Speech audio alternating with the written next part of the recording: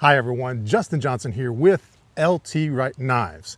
Today we're going to take a closer look at how I would prepare a survival kit. And so let's dive in together. Now I want to preface this video by stating that this is not a perfect survival kit. I'm not claiming it to be. This is simply how I would create one based off of a lot of different factors, one of those being where I live. I'm here in central North Carolina, and so how I prepare a survival kit is going to be somewhat different than someone who lives, say, in Alaska or somewhere out closer to the desert. And so make sure that you plan accordingly. Survival kit versus a medical kit. Two completely different things. I personally choose not to carry any medical kit inside of a survival kit because I carry that medical kit along with me. Now, one of the main reasons why I tend to keep them separate is because if I put them all together, now if I need some survival gear, I've got to dig through all my medical gear to get to it, and vice versa. It just becomes a big jumbled mess and a pack. And so I try to keep both of these separate for that very reason. Now, before we get into this, I do want to point out one thing, and that's I do not carry any type of tools or knives in my survival kit. The reason for that is I believe everyone should have some type of a belt-fed knife on them. I don't care if it's a leather-based sheath or a Kydex sheath. It doesn't matter as long as you've got something that is belt-fed, that this will stick to you. Even if you lose this, at least you still have this. And this is going to be extremely important, especially during a survival situation. On this sheath, we do have a place here for a ferro rod, which I highly recommend keeping one in, mainly because if you do lose your survival kit, you at least have this as a backup. And I do keep a smaller ferro rod inside of that survival tin. But with this one, at least you've got your main source here. It's going to be strapped to you at all times. If you can find one that's got a wooden handle on it, that's going to be extremely helpful too to kind of get you going. So if you have, a downpour in the rain and you're looking to have some dry firewood, some type of tinder to get started, you can always scrape off the handle here a little bit to get you going. The sheath also has some grommets here drilled out, so you could wrap this around a thigh with some paracord to keep it strapped a little closer to you. There's also two loops, one for your belt here, and you also got an extension, a dangler here. This can be taken off using this Chicago screw right here, and then this can be removed if you want this to ride a little bit higher up on your hip. This knife by Wright is the Les Stroud Edition field knife. I've had this knife now for a couple of months, and I really enjoy this A2 steel, one of my favorite steels because it's so easy to sharpen out in the wilderness. And so I'm going to have a dedicated review on this knife here coming up soon on this channel. But going back to not having a cutting tool in here, this is going to be my primary cutting tool, my workhorse. This is going to be everything that I'm going to rely on. So make sure it's something that's extremely reliable. Make sure it's something that's going to hold up. It's not going to bend, it's not going to flex, it's not going to break. An advantage of carrying a leather sheath over something like Kydex is I'm able to also use this as a leather strop for sharpening purposes. So just something else to consider when choosing between leather and Kydex. So with a knife, this is going to be my primary way of getting a fire going, using a ferro rod. And on the back of this particular knife, this has got a 90-degree spine. Very important to make sure any bushcraft or survival knife that you get has got a 90-degree spine on it. That's why I highly recommend anything from Wright. All of his knives have that 90-degree, and we get these really nice sparks every single time.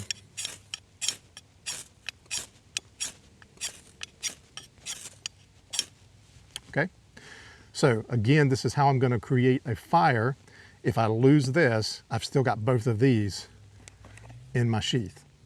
This is going to be tied to me all the time. Now for the container. There's a lot of different survival kits on the market. They're all over the place. Some of them are going to give you a plastic container. Some of them are going to give you a specific size shape container, like a square or maybe even a rectangle.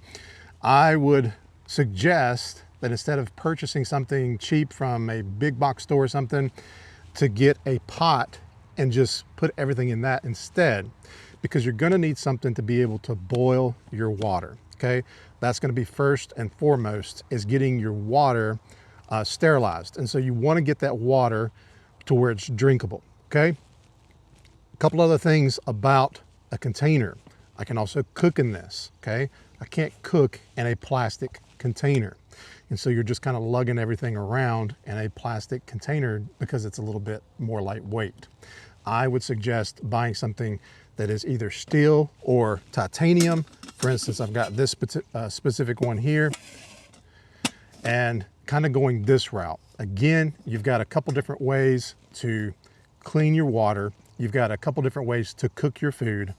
In this case, you can also use these as a makeshift shovel if you needed to. I've used a shovel before in a pinch. You can also use these to make char as long as you've got a lid. This particular one's got a couple holes here in the top, and this particular one's got a little bit of an opening here, and you can make char with these two specific cook pots. And so think about those things before you spend and throw down the money on something a little bit cheaper to save a few dollars. There's that old saying, buy once, cry once, or buy nice or buy twice. And in this case, spend the money and get something good. All right, so once we remove this lid, be thinking some ways you could use this, maybe as a digging tool. Maybe you could use this to scrape the skin off of an animal. There's all kinds of different things you can do with that. I try to memorize where most things are in here, or at least where they're at, either the top or the bottom.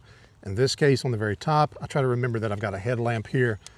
9 times out of 10, you're gonna need some type of a light at some point, and with it being on the top, you don't have to fiddle with dumping everything out on the ground just to get to your light source. So I keep a headlamp on the top. This one uses AAA batteries. These are very inexpensive, and they actually work quite well. I don't know what the IPX rating is on this particular one. I wanna say it's IPX 7 or 8, maybe give or take, but it does have AAAs. I think it takes 3 of them, and you can easily find AAAs just about anywhere. And so some type of a headlamp on the very top. I do recommend keeping some type of a flashlight on you so that you've always got a proper flashlight. I tend to keep a dedicated light in my pocket at all times, even throughout the day. You just never know when you're gonna need a good, reliable source of light. Now, just to pause there, this right here is gonna go a long way just to have a cutting tool, a way to make fire, and a light source, okay? All right, next up is gonna be some type of a fishing kit. This particular one here is very simple to use. You can make your own. This one runs somewhere around $100. But basically you can cast your line out and use this to reel it in. And you've got a little spot here on the top where you can take this apart. It does have a rubber gasket in there to keep everything nice and dry. And inside we've got our weights, our lures, and our bobbers there. And that goes back on. And again, that little gasket is right there around that lid.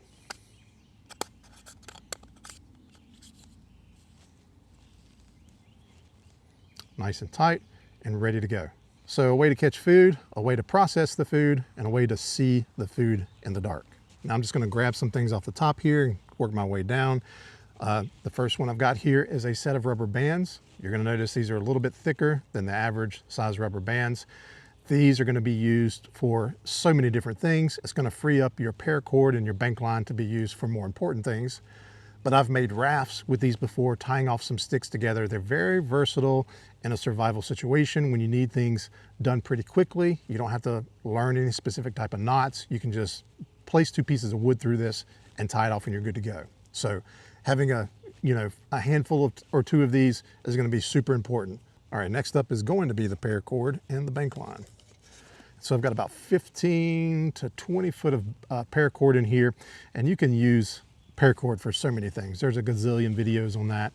And I also like to keep a little bit of tarred bank line in here. I've got about 30 or 40 feet right here. And this can be used, again, just like paracord in so many different ways. Being that it's tarred, it's gonna be a little bit more tacky or sticky. And so creating a ridge line or something with this is gonna be probably what you're gonna wanna use that for. And there's a lot of other options out there as well. Next up on the list, we've got a survival blanket. Now, this one's made by North American Rescue. I kind of state the name there because be careful about some of the other ones. They rip and tear very easily. These are gonna last a little bit longer. If you can find the orange ones, I think those are actually tear proof. And so The survival blanket's going to give you a way to shelter you from the rain, obviously the elements like the cold.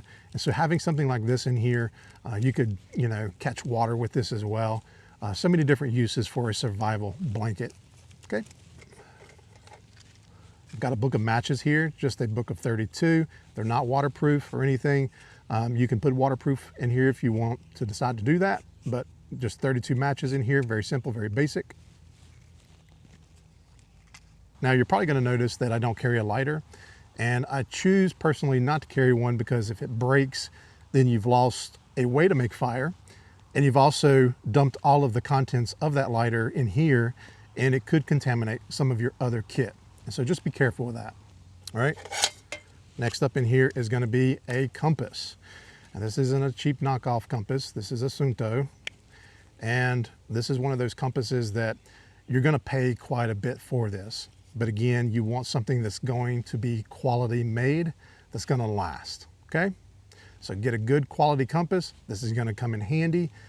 You may never need it, but at least you have it. Make sure that you learn it as well. Don't just buy it and stick it in your survival kit and then never learn how to use it. It's not going to do you any bit of good, okay? So train with it, work with it, take some classes on navigation, and I promise you it's going to benefit you in the long run, all right?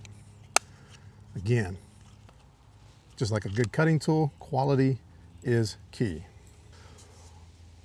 All right, this is one of my favorite because my kids enjoy making fires with this as well, but some type of a magnifying glass. And this is basically just that. It's just for starting fires. I just keep it in this little pouch here, and this can be used over and over and over and over again. As long as you don't lose it, you've always got a way to make fire as long as the sun is out. Okay, so some type of a magnifying glass, you're good to go. You don't have to use up your resources. Next up in here, I've got a little bit, probably about 5 or 6 feet of duct tape. And so duct tape can come in handy a lot of different ways. Again, there's a lot of videos on how to use duct tape in a survival situation. And so duct tape is going to be extremely handy. It doesn't take up a lot of space, and it's also a fire extender. It's very flammable. So a little bit of duct tape. All right, a fire starter. Now, you could just use your knife, again, get some dry wood and create your own fire starters. I do tend to keep some in here because during a survival situation, you may not have an opportunity to grab different pieces of wood, especially if everything's wet. And so you're gonna need something in here to kind of get you going right out of the gate, okay? So I keep some of these in here. They start pretty much instantaneously, and they go off just with a little spark. Next up, now this is my backup ferro rod. This particular one right here opens up, and you've got a striker right there. This side opens up and screws into that back side now.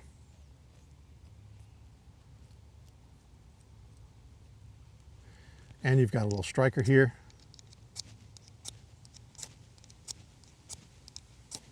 Got to get some of that coating off there. There we go.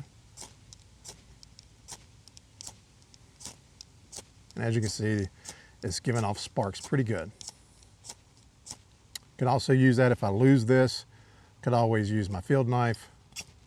Easily get some sparks. And as you can see, it's going to throw a lot more sparks. Woo. All right. All right, next up. All right, so these deal with hygiene. Pretty much you add a little bit of water and these turn into a big, large square towel that can be used for hygiene purposes and quite a few other purposes, as you can imagine. And so I keep a few of these in here. This is also a great morale booster, especially when you're stressed and you don't have time to really take care of things. All right, next up on the list in here, I've got a candle. Now, this is just a personal item I like to carry. I love having light sources, and if I'm out of a battery, if I don't have a way to, create light, and I don't want to create a huge fire, I can obviously have a candle. And during a stressful situation, like a survival situation, morale can be lifted quite a bit with something as simple as a candle. So I keep that with me. All right, next up is going to be an emergency whistle, and I believe it's 3 times. Call for help. Okay, so make sure you've got one of these stashed in here as well. It's going to save your lungs, and you're not going to have to shout over and over again and call for help. You can hear this sometimes from miles away, okay? Next up is a garbage bag. I've got white instead of black. White can be used as a signaling device. It can also be used as a makeshift shelter and for catching rainwater. So some type of a garbage bag is going to be important, okay? Next up is a signaling mirror. You can find these pretty much everywhere. They're all over the place. Just something, you know, large enough and substantial enough that you're able to create a signal with this from the ground, especially if a plane goes overhead. Also learn how to use it by using your hand together with it in conjunction to be able to actually get the signal up to the plane. So very important to have a signal mirror with you. All right, two more. Next up is going to be a bandana. Now, if you can find these in a super bright color, I would highly recommend that. Bright orange, bright yellow, you know, fluorescent pink, anything like that. Again, for survival situations, you want to be able to use it to flag someone down if you had to. These can also be used for filtering the turbidity out of water. So if you had to go down and scoop water out of a creek with this, you're probably going to get a lot of leaves and dirt and debris with it. You could open this up here and place that down inside of your pot first. And that way, when you scoop the water up in here, you can just lift all that debris out and dump it. And that way your water is going to be a lot cleaner when you go to boil it. Okay, so having some type of a handkerchief or bandana with you. These are made in America. I go to my local Western store to get these. They're a little bit more pricey, but they're worth it. And again, you could use this possibly for some type of a first aid measure. So maybe tying off something if you needed to. Also, you could use this to tie off things in camp. Again, there's so many uses for a bandana, okay?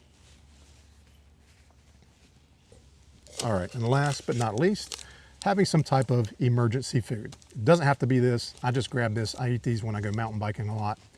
But having some type of an emergency food, that way out of the gate, if something happened to you, you immediately have some type of food that you can eat. And it's a tremendous feeling when you are experiencing, you know, a high volume level of stress to know that you've got some food, some calories on you right there in that very moment. And so highly recommend something that's fairly dense in calories, you know, sugars, carbohydrates, protein, those types of things, even fats. And you could easily take just a couple bites out of this every day, and that's going to ration it for at least a week if you can make it last that long. But again, having something right out of the gate is going to be extremely important. And lastly, I've got my pot for boiling. And this, again, I can use this for scooping out the water. I can use it as a makeshift shovel if I need to.